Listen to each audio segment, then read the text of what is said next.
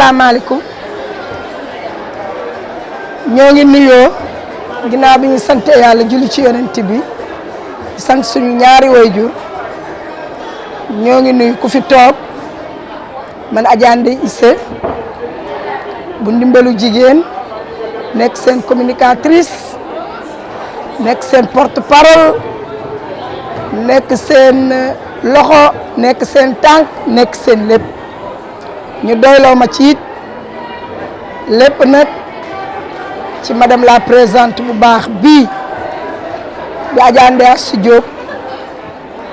tabarkalla madame Diagne ànd ak nag staffam ak membre de bureau mi yëpp Adjatou Khady Siye ngi nii toog tubaarfakalla nekk secrétaire général maam Adam Gueye dafa wàcc léegi mais fi la yendu membre de ndimbalu jigéen yëpp nañ ñi ngi fi ndax ñii toog ñooy ndimbalu jigéen kon ñuy wax asalaamaaleykum di nuyu suñu gan di leen dalal ñi ngi leen di dalal yéen waa IMSEC ñi ngi leen di dalal ñëw ngeen seen kër ñi ngi leen di dalal ñëw ngeen ci ñu leen miin ñëw ngeen ci ñu ngeen xam ñëw ngeen ci ñoo xam ne ñooy seeni jigéen di seen yaay di seen lépp ngeen ñëw nag ci jigéen ñu am Pastef ñëw ci jigéen ñu nangoo liggéey ñëw ci jigéen ñoo xam ni puus leen mu tàkk day yomb ndax jigéen bu tëddul di nelaw am jom am fulla am fayda nangoo liggéey kooku loo ko jàppalee mu dem te àddina bii nu nekk nag dañ ne loxo boo ko dugalee ci pax bàyyi ko fa mu yàgg jàmm nga fa fekk kon waa IMSEC jàmm lañ fi fekk salaam lañ fi fekk fekk fi tam góor ñoo xam ni góor ñu am yërmande lañu di ko dalee tabarkalla macha allah ci ki nga xam ni mooy Ousmane Thiongaan di seen lépp jiite leen ànd ak yéen ba ngeen mën a yegg si fii tey ngeen ñëw nag dugg bi ndimbalu jigéen ni jigéen ñii kat li ma leen xamee mooy am jom am fulla am fayda nangoo liggéey te yéen loolu ngeen di wër nit nag li ngay wër boo dajee ak moom day neex a àndal mooy waa ndimbalu jigéen ndimbalu jigéen nag jigéen ñan loo xam ni dañuy jigéen ñu am Pastef jigéen ju xam boppam te sa papa danaan bala ngay xam sa bopp ni dama gëm sama bopp d'abord xamal yow yaay kan soo xamee yaay kan doog a gëm sa bopp ñoom nag danoo xam ñooy kan doog a gëm seen bopp gëm seen bopp bi mooy jom gëm seen bopp mooy fulla gëm seen bopp mooy fayda waaye lépp nag madame Diagne mii la li naan lu jiit njaaga yaay njaag yow yaa jiite lépp yaa boole lépp yaa boole daam yoo xam ni daam yu am fulla lañu am fayda am détermination ci seen liggéey gëm seen bopp kon jigéen ñu mel noonu boo leen téyee ni leen kaay leen nu ànd liggéey kaay leen nu ànd baax kaay leen nu ànd dimbalante loolu dañ ciy sawar te àddina bi nu nekk social rek a koy doxal te moom ci social lay dox ànd ceeg ñun nag social boobu muy dox saa yu xëyee tànkam xelam noppam jëfam ci loolu lay nekk ñu gis loolu ci moom loolu ñu gis ci moom nag moo tax ñu ànd ak moom ba yàlla dinu watat ba dugal ñu ci seen biir bi ñu dugalee ci seen biir tam réccu wuñ ko ndax dañ ni góor day am yërmande jigéen boo amee yërmande jigéen loo bëgg danga koy am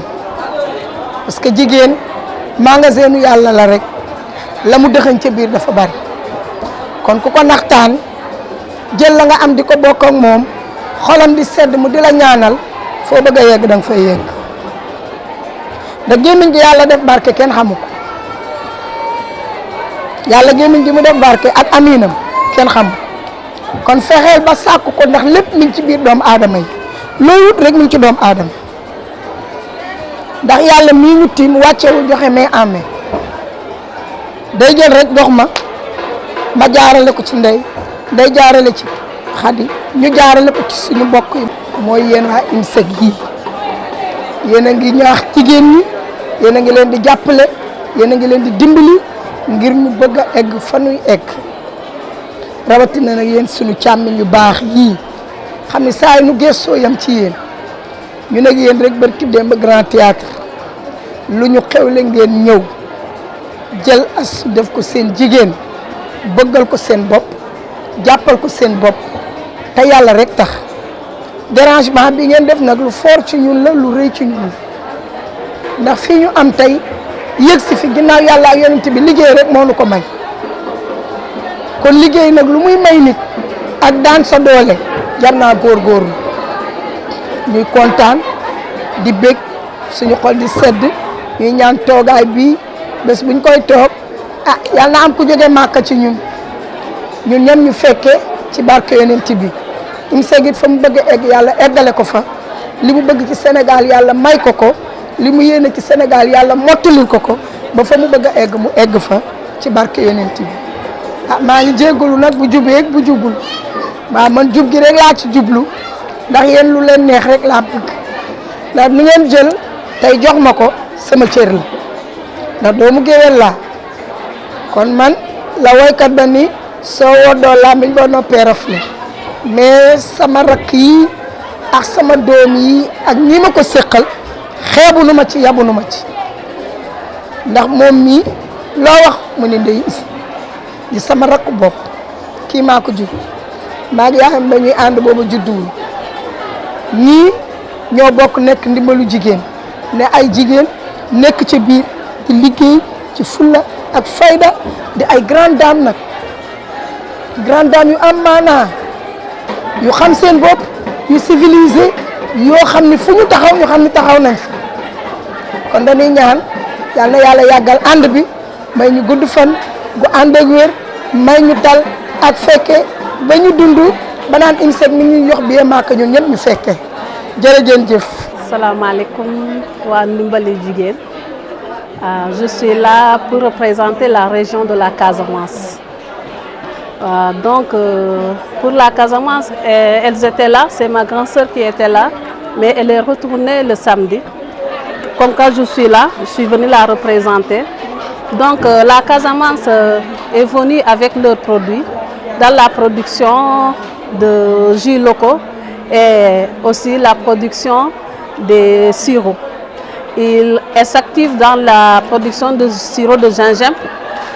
de tamarin, de bissap, de confiture aussi. Elle active aussi la production de confiture. Donc la transformation des produits locaux. Et aussi elle s'active dans la vente des produits halieutiques comme les crevettes séchées, les huîtres et autres aussi. Même elle s'active aussi dans la vente de l'huile de Touloukouna. Donc elles s'activent dans diverses activités. Assalamu alaikum. Man la Astou Diop Diagne, nekk présidente GIE Ndimbalu Jigéen soutien féminin. maa ngi nuyu ñëpp di ziar ñëpp di baalu àq ñëpp di baalu àq ñëpp waaw ginnaaw nag bu ñu nuyoo ziar di gërëm ñëpp itam macha allah ñi ngi remercier ñi nga xam te ñoo fi teew tey jii muy waa IMSEC nga tey bu la gisee jotaay bi ak suñu ndiro la ñuy def yu ñaawul yi yaa jox leen cër moo tax macha allah am fu ñu leen teg lool nag. jiital ci aussi monsieur Thiongane muy suñu directeur général te Ndeye Issa foog naa ba nu demee IMSEC ci seen anniversaire bi gis nga nu mu recevoir kon ñii bu nu defee lii gis nañ ko ci moom ndax famille lañu ni ñuy comporté wu ñoom ñëpp foo dem même chose ngay gis ci ñoom te foo dugg day mel ni yaa ngi sa biir kër toog fa te gàccee luñ ma benn yoon ba ñu FONGIP tegee seen loxo ba léegi aw ma gàcce fu ma taxaw dañu topp suñu liggéey ba jël ma dugal ma ci réseau bu jigéen ñi mooy bu IMSEC Liberté 6 Moussa Ndiaye mii mooy suñu chef d'agence Ndiappali Seck ngi nii toog mooy responsable guichet bi ak monsieur Thiam moo yor recouvrement bi foofu mais franchement ñu téye ma ba téye wàlle GIE bi nga xamante ne man ñu ngi bootu sama ginnaaw dañuy toog dama woo madame Diagne lan ngay xaar ci financement yi te am na noo xamante ne nii mënoon nañ ko ba a taxawee waaye defewuñu noonu waaye ñoom ku xool seen slogan xam logique bu ñuy demee jeunes yi ak jigéen ñoo leen ñor autonomisation des femmes waaw ak lu ñuy booster jigéen ñi pour ñu jëm ci ak jeunes yi ñoom loolu moo ñor IMSEC te ñoom ci bu ñu xëyee ba guddi ci loolu lañuy dox ñu dem tëddi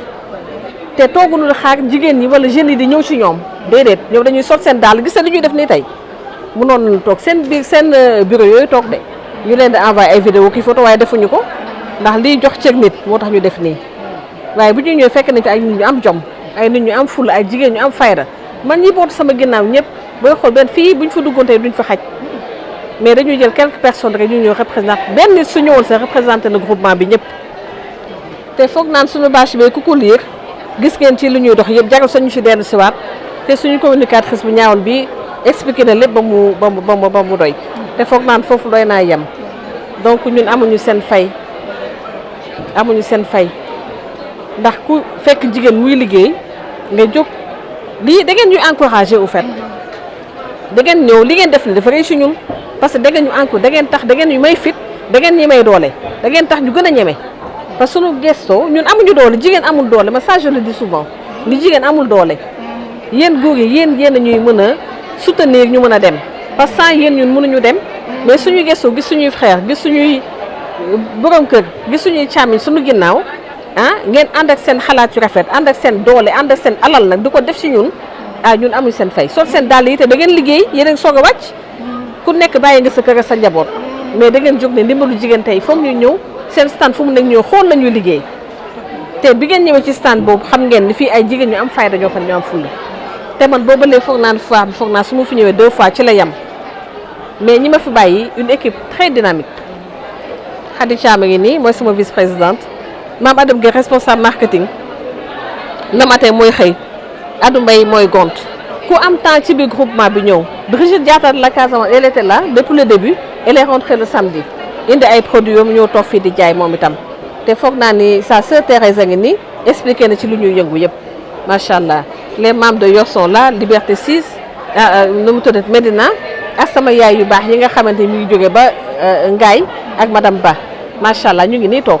ñu nekk nekk bu rafet ci stand bi su ma fi nekkul sax ñoom dañ may bàyyi xel di jaay boo ñëwee ku ma soxla ñu woo ma ni ma kaay wuyu loolu dafa neex mi ngi noonu kon nag yéen di ngeen def dafa rëy si ñun foog na lool si ñun itam macha allah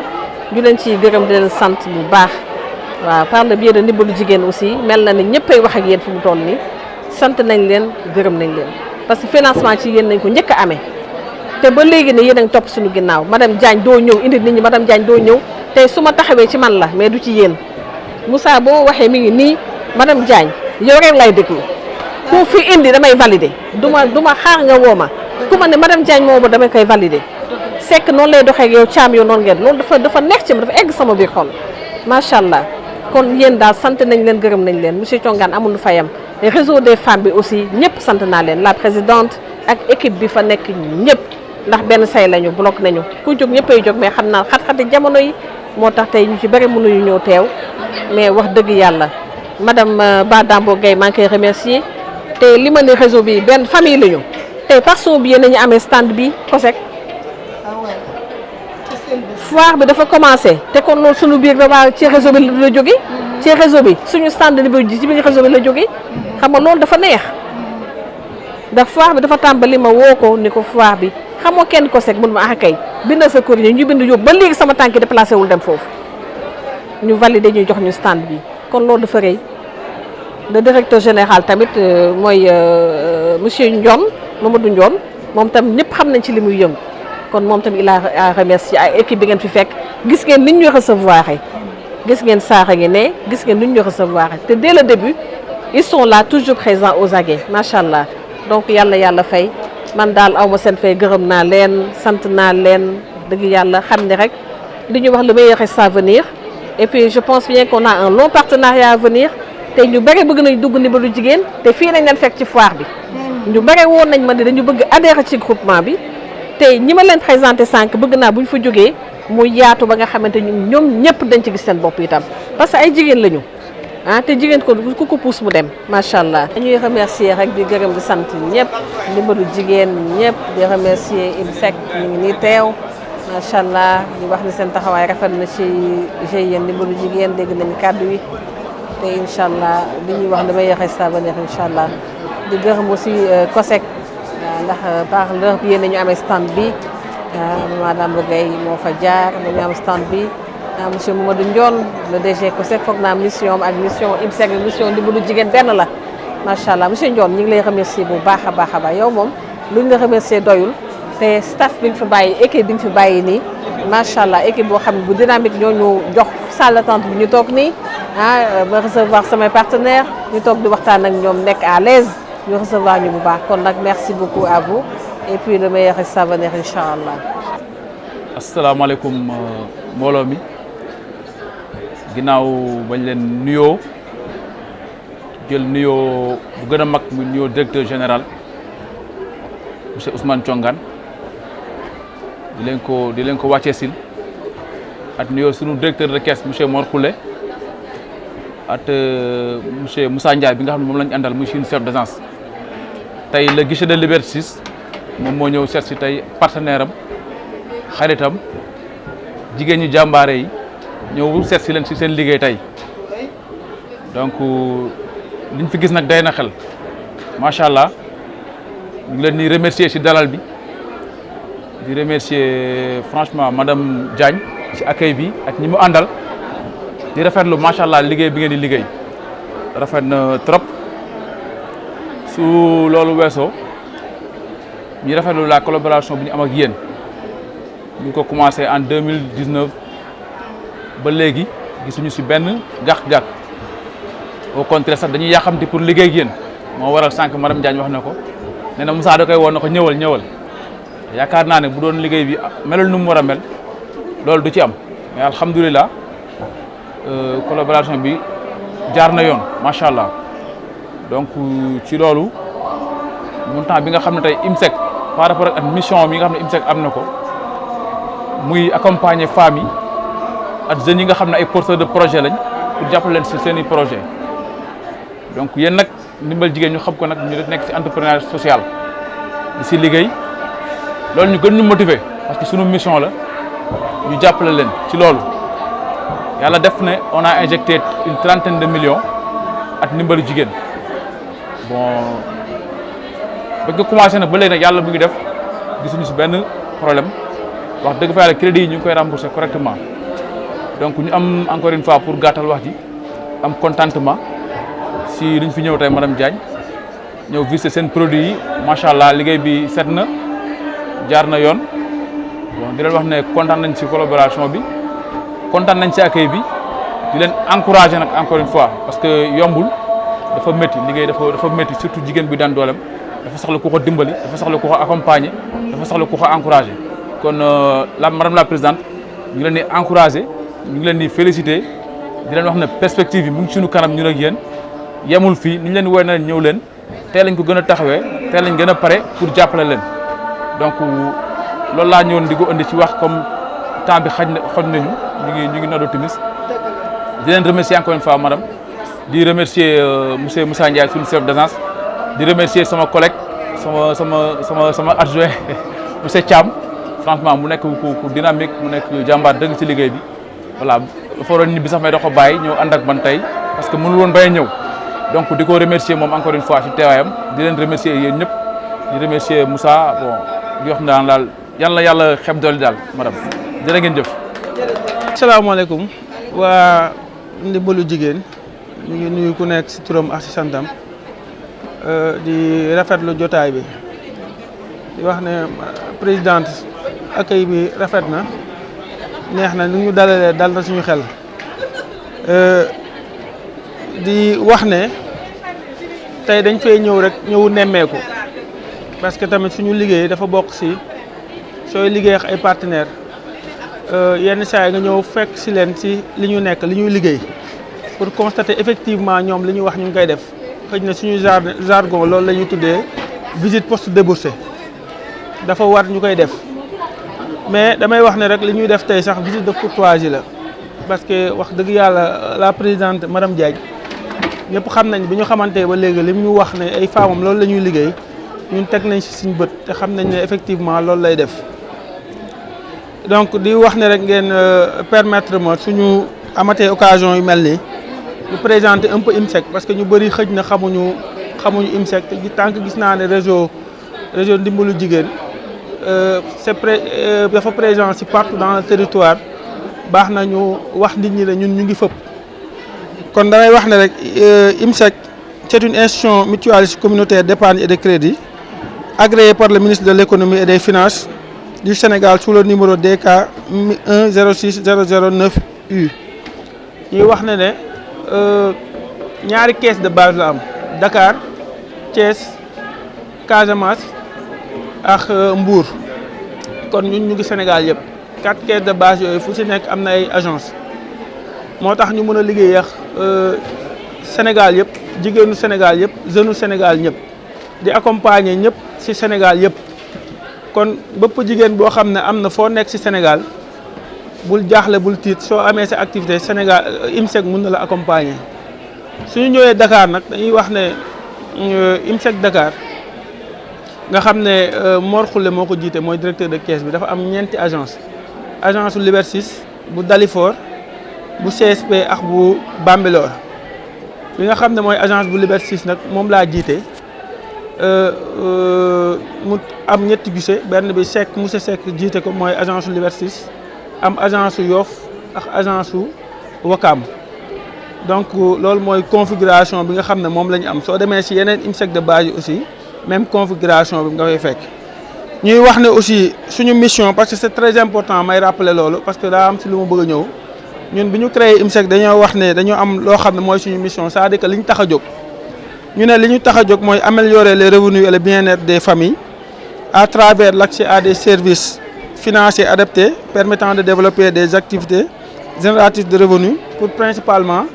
les femmes et les jeunes micro-entrepreneurs vivant dans les zones rurales et périurbaines avec une dynamique soutenue d'autonomie financière. lu tax nag may rappeler loolu teg mission bi dama koy tegaale mission wu lu ma mën a tuddee mission parce que am na lu ma jot a lire li nga xam ne moo tax a jóg ndimbalu jigéen pour wax ne rek convergence yi ñu am war a tax ñuy liggéey ensemble. parce que bi ma jotee ñëw li ma njëkk a gis mooy gis naa ne vous travaillez pour l'amélioration des conditions des femmes loolu gis naa ko jot naa ko parcourir gis naa ne aussi da ngeen def entrepreneuriat ak social te soo leen xoolee ñun suñu liggéey dañ ko jëmale surtout ci jigéen ñi ak ci ndaw ñi parce que jàpp nañ ne jigéen ñi ku leen jàppale nga famille yi ku leen jàppale nga dëkk ku leen jàppale yaa ngi taxaw pour développement. parce que képp ku am programme bu ambitieux pour développer Sénégal wala développer Sénégal bi ñu toll nii jigéen ñi moom da nga leen war a jiital ci luñ jëm parce que ñoom ñoo yor kër yi ñooy yar xale yi ñooy def lu bari góor ñi moom def naa am na yeneen préoccupation yoo xam ne yéen a ma ko gën a xam beneen bi mooy ñu wax entrepreneuriat leneen li ma ci remarqué effectivement moom lañ constaté ci stand bi mooy ndimbalu jigéen gis nañ ci ay couturières ay coiffeuses ay femmes yoo xam ne dañuy yëngatu ci transformation fruits et légumes ak céréales locales loolu def naa bi ñu demee ci standing bi gis nañ ko kon ñun ñooñu mënuñu def lu leen jàpp du leen parce que ñun dañ ne ñi nga xam ne dañoo am ay activités génératrices de revenus ñooñu tax a jóg pourquoi ñu def séparation boobu dañ bëgg jigéen ñi nga xam ne dañuy jóg suba di daw di liggéey pour am lu ñu am indi seen njaboot yi ñun ñooñu tax a jóg. leneen nag am ci lu bees ndax bi ñu commencé liggéey boobu DG dafa ñëw en 2017 wax ne loolu yëpp baax na mais dañoo bëgg aussi fexe jigéen ñi nga xam ne dañoo organiser en réseau organiser en réseau di def ay transformation et fruits de légumes di liggéey ñu fexe ñooñu ñu lay gën a jàppalee def naa looloo tax vraiment ñu am connexion bu dox ak dimbalu jigéen parce que loolu laa fi gis suñ fi gisul leneen nit suñ fi gisoon leneen nit ñu am beneen taxawaay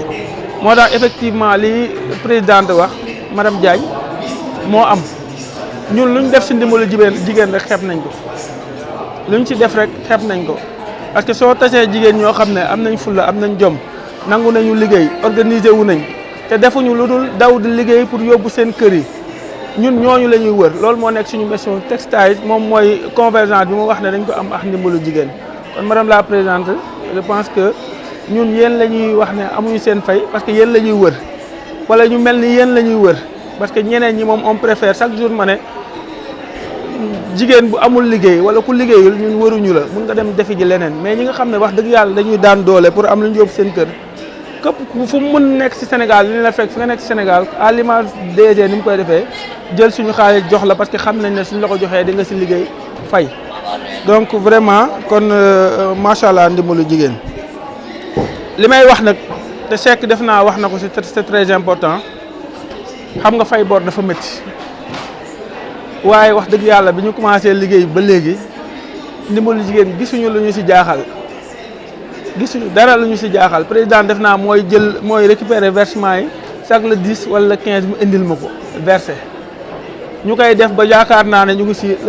décembre bi comme janvier la ñu war a jeexal première phase du financement bi ñu def mais rappelé ne ñu ngi injecté woon une trentaine de millions je pense que 35 millions côté yooyu en tout cas je pense que yeggul 40 millions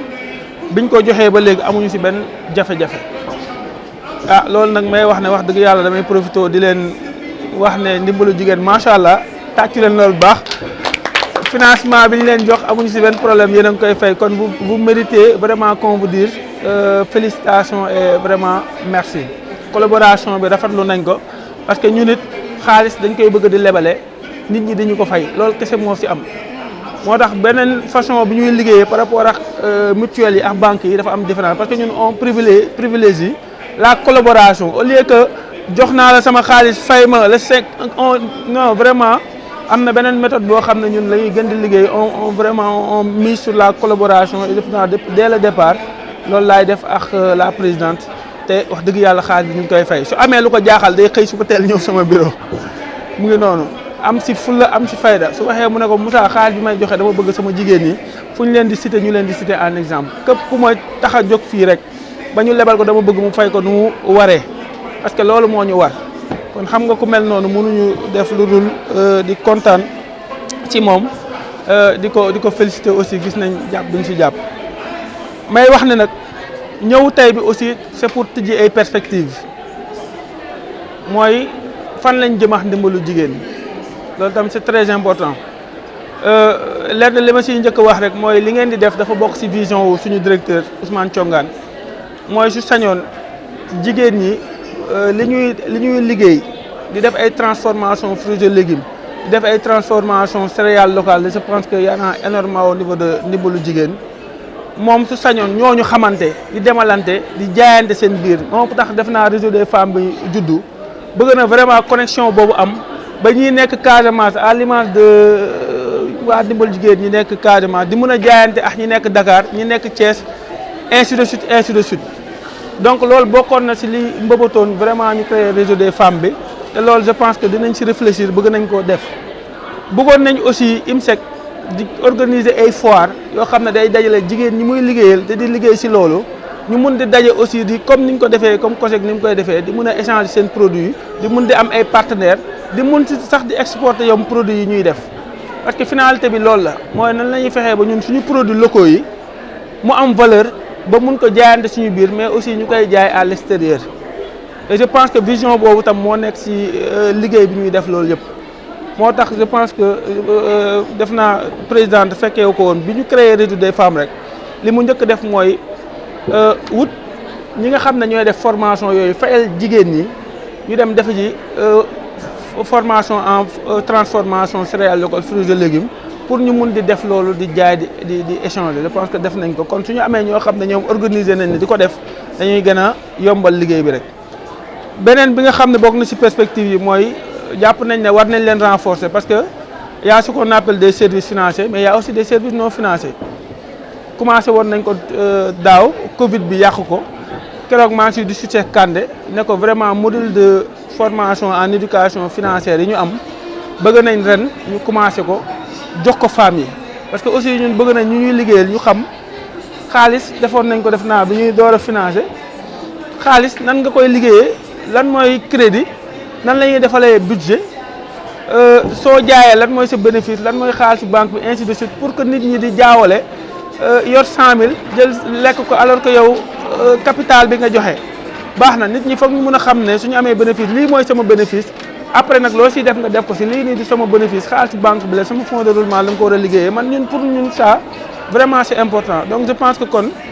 à ce niveau là war nañ defaat ay renforcement de capacité defaat ay formation pour vraiment mieux outiller jigéen ñi nga xam ne ñooñu la ñuy liggéeyal parce que soo leen outiller rek def loolu defal leen ay formation fexe ñu formaliser rek ñoom ni ñuy fayee rek dina yomb parce que dinañ xam li ñuy def parce que nit su xamee li muy def rek mbir mi day gën a yomb balaa nga koy jox xaalis